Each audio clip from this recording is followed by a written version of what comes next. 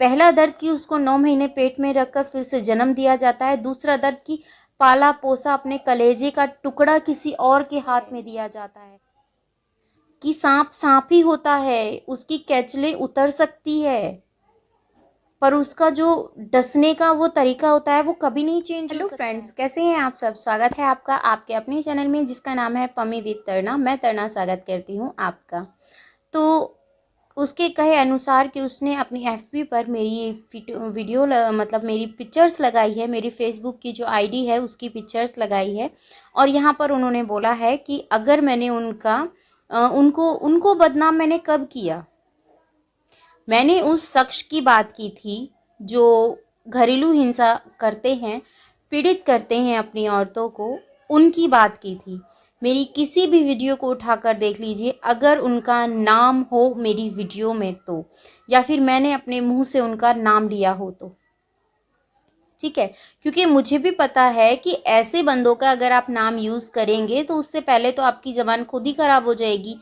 क्योंकि भगवान कृष्ण खुद कहते हैं गलत के साथ अगर आप एक तो गलत कर ही रहा है, दूसरे को अगर आप गलत करता हुआ देख रहे हैं तो उतने ही भागीदार आप भी बनते हैं। तो ये सब चीज़ें हम लोग समझते हैं और हम लोग जानते हैं। मेरा आपसे कोई मतलब नहीं है, आपसे कोई लेना देना नहीं है। आप किस खेत की मूली हैं और किसकी गाजर हैं, मुझे उससे कोई फ़र्क नहीं पड़ता। मुझे फ़र्क पड़ता है उनसे जिन्हें मैं दिल से मानती हूँ और जिन्हें मैं दिल से इज़्ज़त करती हूँ। जिनकी खुद घर में इज़्ज़त नहीं है उनकी तो मैं धेला शेर भी इज़्ज़त नहीं करती, ठीक है। तो जो इज़्ज़त के लायक होते हैं ना, उनको इज़्ज़त देना मैं अपना समझती हूँ। जिनकी खुद की इज़्ज़त उतरी हुई होती है, मैं उन्हें इज़्ज़त दूँ तो वो तो मैं कहना चाहूँगी मुझे कोई लेना देना नहीं है उस बंदे से। वो चाहे कुछ भी करे कुछ भी नहीं करे, मुझे कोई फ़र्क नहीं पड़ता। पर हाँ, मेरा नाम अपनी फेसबुक पर आप मत डालिए। जितने आप मुझे गुनहगार समझते हैं उतने तो आप खुद भी हैं, क्योंकि आपने भी वही किया। मेरी वीडियोस लेकर आपने उसके ऊपर लगाया और मेरे ऊपर ये इल्ज़ाम लगाया कि मैं आपको बदनाम कर रही हूँ। मैंने आपको कब और कहाँ बदनाम किया? मैंने उस शख्स को बदनाम किया जो दारू पीकर अपनी वाइफ को मारता है, लड़ाई क्लेश करता है। मैंने उस शख्स को बदनाम किया जो गाली गलौज करता है, जो अपनी औरत को रिस्पेक्ट नहीं करता। मैं उस आदमी के खिलाफ हूँ जो औरतों की रिस्पेक्ट करना तो दूर की बात है, बच्चों के सामने भी ये चीज़ नहीं दिखाना चाहता है, ये संस्कार नहीं देना चाहता है।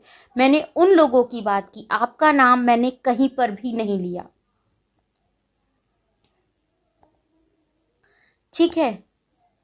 कुछ होते हैं जो ऐसे घरों में जो काम के चलते अपनी लड़कियों को नहीं पढ़ाते हैं, कुछ ऐसे लोग होते हैं पर फिर भी जो अपनी लड़कियों को नहीं पढ़ाते हैं उन्हीं की लड़की इतिहास रचाती हैं। ये तक मैंने देखा है। क्योंकि हमारे देश की लड़कियां कम नहीं हैं, बस उनको कम बनाया जाता है। ये बताया जाता है कि बेटा तो काम काम करना सीखो तो तुम्हें आगे काम आएगा। उन लड़कों को ये चीज़ें क्यों नहीं सिखाई जाती हैं कि कल को तेरे घर की बहू बेटी अगर तबीयत खराब होती है, बीमार होती है, तो 2 काम तू भी सीख ले, तुझे भी काम आएंगे। क्यों नहीं सिखाए जाते हैं? क्यों आखिर ऐसा किया जाता है? रखो तो सबको बराबर रखो, नहीं रखना है तो मत रखो किसी को। जितना दर्द एक बेटे के लिए होता है ना, उससे भी दुगना दर्द एक बेटी के लिए होता है। पहला दर्द कि उसको 9 महीने पेट में रखकर फिर उसे जन्म दिया जाता है। दूसरा दर्द कि पाला पोसा अपने कलेजे का टुकड़ा किसी और के हाथ में दिया जाता है। फिर उसके बाद क्या नतीजा? अपनी तरफ से हर माँ बाप ये सोचता है कि हम अच्छे से अच्छा लड़का ढूंढें, अच्छे से अच्छा घर ढूंढें, जो हमारी बच्ची को कोई तकलीफ ना हो, कोई दुख ना हो।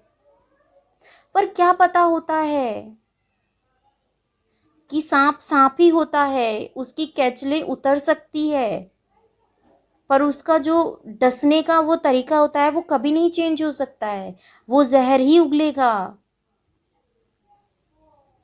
तो ऐसा नहीं करना चाहिए। कुछ बातें थी जो मैंने आप लोगों के साथ शेयर की, और मैं आज भी उन सब बहनों के साथ हूँ, कल भी उनके साथ थी, क्योंकि मैंने कुछ अपने घरों में ऐसी चीज़ें देखी थी अपने मायके साइड।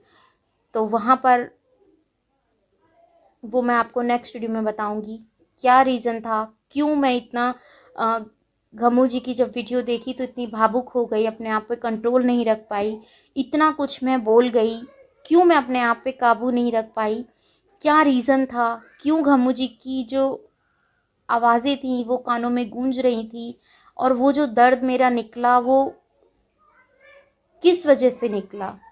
एक औरत होने के नाते, या फिर कुछ ऐसा मेरी आंखों के सामने हुआ था जो फिर से गमू जी के रूप में मेरे सामने वो चीज़ें आ गई। जब दोबारा से कोई चीज़ आपके सामने आती है तो कहीं ना कहीं आप उस दौर के अंदर फिर से चले जाते हैं जहाँ से आप लोग काफ़ी टाइम बाद निकल के आए होते हैं।